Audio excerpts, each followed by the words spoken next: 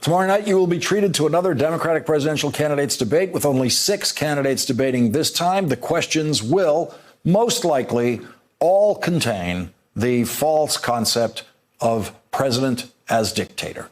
The candidates will be asked what they will do to change our healthcare system, for example, as if it's completely up to them and not the Congress. The only power the president actually has is to sign or veto whatever healthcare legislation Congress passes, if Congress is capable of passing anything. So I, for one, believe that the best way to ask questions about governing policies that are not completely within the control of the president is to ask veto questions. What would you veto? Because the veto question can often give you a much better picture of what the reality of that candidate's presidency might be. Say your president, Amy Klobuchar, is still a senator. Amy Klobuchar pushes through a modest bill that includes a public option for Obamacare, no phase-in, no direction toward Medicare for all at all.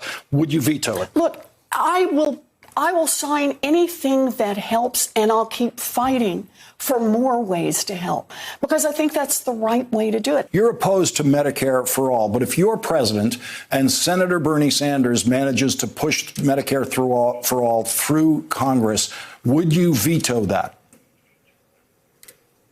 No.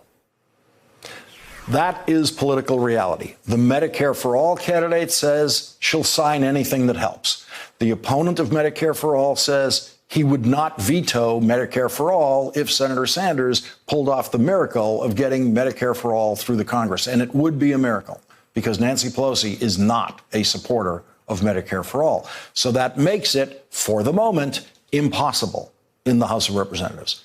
And the Senate Finance Committee, which has jurisdiction over Medicare, has exactly one supporter of Medicare for All, and it takes 15 votes to get a Medicare bill out of that Senate committee. The political reality is the next Democratic president, whoever it is, will sign whatever health care legislation the Congress is capable of passing, if any. President Bernie Sanders would sign a minor strengthening of Obamacare if that's the best that the Congress can do. And then President Sanders would publicly ask the Congress to go back to work on Medicare for All, and the Democratic leadership in Congress would publicly pretend that they were going to do that, and that would be the end of the health care story. And so when you recognize the fundamental, obvious truth that the next Democratic president will sign whatever health care legislation a Democratic Congress can pass, if any, then there really isn't any significant difference among the candidates on that subject, because the only power they are ever going to have on health care legislation is the power to sign or veto what Nancy Pelosi passes in the House and what squeaks through the Senate, if anything. That's true of many other issues that the candidates will be debating, like taxation. And that means that much of the debate will be, as usual, an unrealistic, argumentative presentation of legislative hopes and dreams. If all the candidates would just tell that simple truth that Elizabeth Warren told us on this program, the health care section of the debate would be much shorter and much more realistic.